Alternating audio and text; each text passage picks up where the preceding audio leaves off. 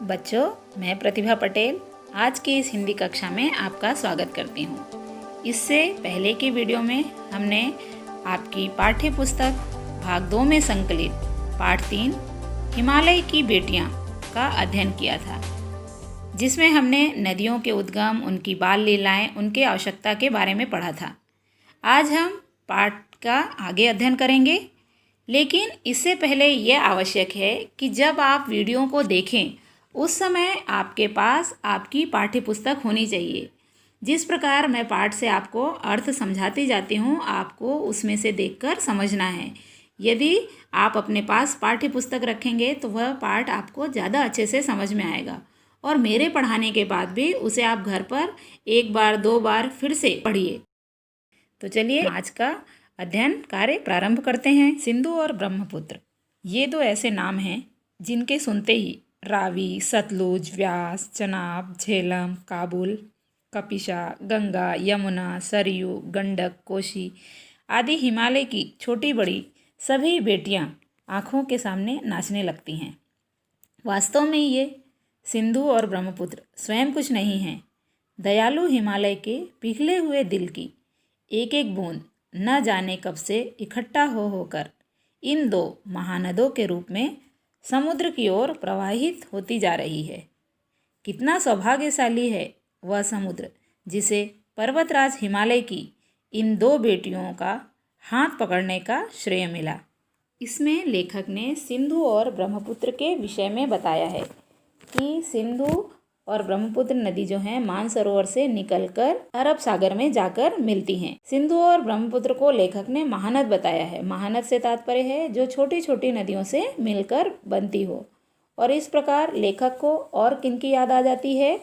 जो रावी, सतलुज, व्यास, चनाब, झेलम, काबुल, कपिशा, गंगा, यमुना, सरयू, गंडक, कोशी, क्योंकि ये इनकी सहायक नदियाँ हैं। इनसे मिलकर ही इन दो नदियों का निर्माण हुआ है, इसलिए इसे महानद कहा गया है। और इसके बारे में लेखक ने क्या बताया है कि ये जो सिंधु और ब्रह्मपुत्र हैं ये स्वयं में कुछ नहीं है। वह हिमालय पे जो बर्फ़ जमी है उसके पिघलने के कारण, पिघले हुए दिल की एक एक बूंद जो बताया है उससे तात्पर्य है कि वहाँ जो बर्फ़ जमी है उसके पिघलने से इनका निर्माण हुआ है। और केवल सिंधु या ब्रह्मपुत्र ही नहीं, हिमालय से निकलने वाली सभी नदियों का निर्माण इसी प्रकार होता है कि वहाँ पर जो बर्फ़ है वो पिघल कर इनकी नदियों के जल का रूप ले लेती है। इसी प्रकार लेखक ने बताया है आगे कि कितना सौभाग्यशाली वह समुद्र है जिसे पर्वतराज की हिमालय की इन दो बेटियों का हाथ पकड़ने का श्रेय मिला है, अर्थात सौभाग्य मिला है। क्योंकि ये नदियाँ कहाँ जा रही हैं बहती हुई? ये समुद्र से मिलने जा रही हैं, अर्थात ये समुद्र में जाकर समाहित हो जाएंगी। तो इसीलिए लेखक ने समुद्र को सौभाग्यशाली बताया है जो हिमालय की इन दो बेटियों को अपने में समाहित कर लेगा। आगे बढ़ते हैं। जिन्होंने मैदानों में इन नदियों को देखा होगा उनके ख्याल में शायद ही यह बात आ सके कि बूढ़े हिमालय की गोद में बच्चियाँ बनकर ये कैसे खेला करती हैं। माँ बाप की गोद में नंग धड़ंग होकर खेलने वाली इन बालिकाओं का रूप पहाड़ी आदमियों के लिए आकर्षक भले ना हो, लेकिन मुझे तो ये ऐसा लुभावना प्रतीत हुआ कि वह रूप की हिमालय को ससुर और समुद्र को उसका दामाद कहने में भी कोई झिझक नहीं होती है। इस प्रसंग में लेखक बता रहे हैं कि जिन्होंने इन नदियों को मैदानी भागों में देखा होगा वह शायद इस बात को नहीं समझ सकते कि हिमालय की गोद में, अर्थात अपने पिता की गोद में, ये बच्ची बनकर कैसे वहाँ खेलती होंगी और इनका रूप यहाँ से कितना अलग होगा। यहाँ से अर्थात मैदानों से और पहाड़ी भाग में इनका रूप कितना अलग दिखता है। लेखक कहते हैं कि हिमालय की गोद में खेलने वाली इन बालिकाओं के रूप को देखकर, अर्थात नदियों के इन रूप को देखकर वहाँ के लोग जो पहाड़ों पर रहते हैं उन्हें ये आकर्षित ना करती हों, उन्हें ये आम बात लगती है, क्योंकि पहाड़ों पर रहने वाले जो लोग हैं इन नदियों को रोज़ देखते हैं, इसीलिए वह इन्हें मोहित नहीं करती हैं या उन्हें आकर्षित नहीं करती। लेकिन लेखक कहते हैं कि इन नदियों का वहाँ का रूप देखकर, जो पहाड़ों का रूप है, पहाड़ से निकलने वाले, हिमालय से निकलने वाला जो रूप है, उन्हें बहुत आकर्षित करता है, बहुत लुभावना लगता है, और इसीलिए वह हिमालय को क्या कहने लगते हैं? ससुर। और समुद्र को उसका दामाद बता रहे हैं। इसलिए बता रहे हैं क्योंकि हिमालय से निकलकर ये बेटियां कहाँ जा रही हैं? समुद्र से मिलने जा रही हैं। इस प्रकार वह समुद्र को दामाद की उपाधि दे रहे हैं या दामाद बता रहे हैं कि जिस प्रकार बेटी अपने विवाह के उपरांत, विवाह के बाद कहाँ जाती है? अपने पति के घर चली जाती है। उसी प्रकार जो ये नदियाँ हैं वह अपने पिता हिमालय के यहाँ से निकलकर समुद्र में मिलने जा रही हैं। आगे प्रसंग इस प्रकार है। कालिदास के विरही यक्ष ने अपने मेघदूत से कहा था, वेत्रवती नदी को प्रेम का प्रतिदान देते जाना, तुम्हारी वह प्रेयसी तुम्हें पाकर अवश्य प्रसन्न होगी। यह बात इन चंचल नदियों को देखकर मुझे अचानक याद आ गई और सोचा कि शायद उस महाकवि को भी नदियों का सचेतन रूपक पसंद था। दरअसल जो भी कोई नदियों को पहाड़ी घाटियों और समतल आंगनों के मैदानों में जुदा जुदा शक्लों में देखेगा वह इसी नतीजे पर पहुंचेगा। लेखक ने अपनी बात को आगे बढ़ाते हुए कालिदास की एक प्रसिद्ध रचना मेघदूत के एक प्रसंग की चर्चा की है।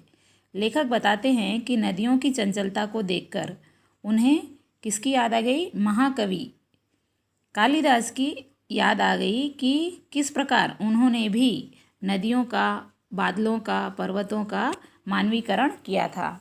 यहाँ पर वो बता रहे हैं कि मेघदूत जो है एक प्रसिद्ध रचना है कालिदास की, जिसमें जैसे आपको नाम से ही समझ में आ रहा है मेघ और दूत, मेघ अर्थात बादल, दूत संदेश पहुंचाने वाला, तो मेघों के द्वारा उन्होंने संदेश पहुंचाया था, इसीलिए इसका नाम है मेघदूत। इस प्रसिद्ध रचना में यक्ष जो है वह मुख्य पात्र है। यक्ष और यक्षिणी दो हैं। यक्ष जो है यक्षिणी से दूर है, अपने प्रेमिका से दूर है, तो वह बादलों को, मेघों को अपना दूत बनाकर वहाँ तक संदेश पहुँचाते हैं।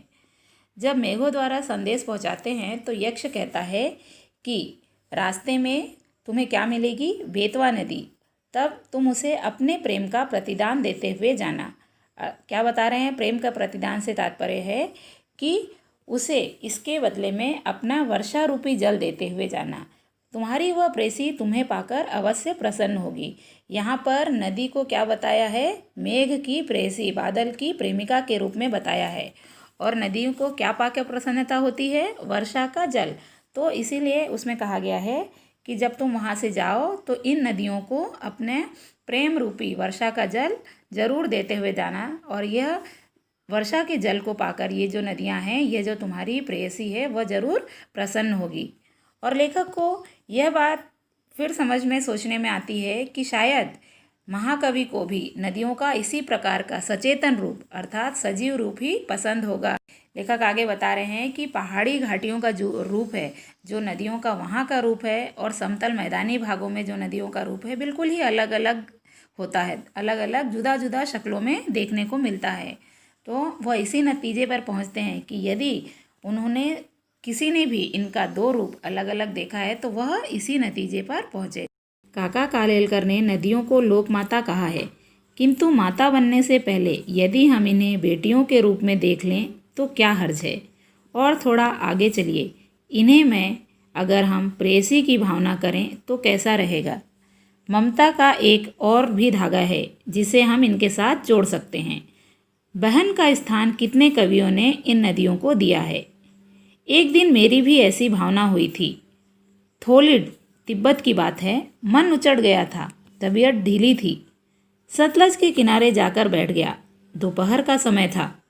पैर लटका दिए पानी में। थोड़ी ही देर में उस प्रगतिशील जल ने असर डाला। तन और मन ताज़ा हो गया। तो मैं लगा गुनगुनाने। बच्चों, आगे हम देखते हैं कि इसमें लेखक ने नदियों की महत्वपूर्णता का किस प्रकार वर्णन किया है। इसमें लिखा है कि लेखक काका कालेलकर ने नदियों को लोक माता कहा है। लोक माता से तात्पर्य है लोक और माता। लोक का अर्थ है संसार, माता जननी। तो जो संसार की जननी है वो कौन है? नदियाँ हैं, क्योंकि ये हमें विभिन्न रूपों में हमारा पालन पोषण करती हैं। आपने देखा होगा कि घरेलू कार्य से लेकर औद्योगिक कार्य, सभी कार्यों के लिए जल की अति आवश्यकता है। जल के बिना हमारा जीवन ही संभव नहीं है। आप लोगों को ये बताया भी जाता है कि जल है तो जीवन है। इस प्रकार के नारे, इस प्रकार के स्लोगन भी लिखवाए जाते हैं। लेखक नदियों को विभिन्न रूपों में देखते हैं। पहले तो उन्होंने लोकमाता बताया, फिर बेटी, प्रेयसी, और फिर उन्होंने कहा कि यदि हम बहन के रूप में भी नदियों को देखें तो कोई हर्ज नहीं है। इन बातों को बताने के बाद वह अपनी एक पुरानी बात बताते हैं कि जब वह थोलिड, ये कहाँ पर है, तिब्बत में है, थोलिड में थे, तब उनकी तबीयत कुछ अच्छी नहीं थी और मन उचट गया था, मतलब मन उदास था। तो वो क्या करते हैं, सतलुज नदी के किनारे जाकर बैठ जाते हैं। दोपहर का समय था। क्या करते हैं, वो नदी में पैर लटकाकर बैठते हैं। तो जो नदी का बहता जल है, यहाँ लिखा हुआ है प्रगतिशील जल, तो जो नदी का बहता हुआ जल है वह असर डालता है उनके शरीर पर, और उनका शरीर कैसा हो जाता है, तन मन ताज़ा हो जाता है। जिस प्रकार आप भी कभी नदियों में गए होंगे तो देखा होगा कि सभी लोग उस पर हाथ डालकर, पैर डालकर खेलते हैं। तो इस प्रकार हमें वहाँ जाके एक सकारात्मकता, हमारे मन में एक अच्छे भाव की उत्पत्ति होती है। तो इस प्रकार जब लेखक का मन भी अच्छा हो जाता है तो वहीं बैठे बैठे वो एक गीत की रचना करने लगते हैं, या उनके मन गीत गुनगुनाने लगता है। गीत इस प्रकार है, जय हो सतलुज बहन तुम्हारी, लीला अजरज बहन तुम्हारी, हुआ मुदित मन हटा खुमारी, जाऊँ मैं तुम पर बलिहारी। तुम बेटी यह बाप हिमालय, चिंतित पर चुपचाप हिमालय, प्रकृति नटी के चित्रित पट पर, अनुपम अद्भुत छाप हिमालय, जय हो सतलुज बहन तुम्हारी। अर्थ इस प्रकार है कि सतलुज बहन तुम्हारी जय हो, तुम्हारा स्वरूप बहुत प्रिय है, तुमसे तो हृदय प्रसन्न है, सारी खुमारी अर्थात आलस्य दूर हो गया। मैं तुम पर बलिहारी जाता हूँ। तुम पुत्री हो और यह हिमालय तुम्हारा पिता है। पिता हिमालय चुपचाप रहकर भी तुम्हारे लिए चिंतित है। प्रकृति तो नर्तकी के समान है। इसी प्रकृति के प्रांगण में हिमालय अपनी अद्भुत और अनुपम छटा बिखेर रहा है। सतलुज बहन तुम्हारी जय हो, जय हो। बच्चों, आशा करती हूँ कि आप लोगों को पाठ समझ में आ गया होगा। अब इसके बाद जो प्रश्न दिए जाएंगे उनके उत्तर आपको अपनी कॉपी में लिखने हैं। धन्यवाद।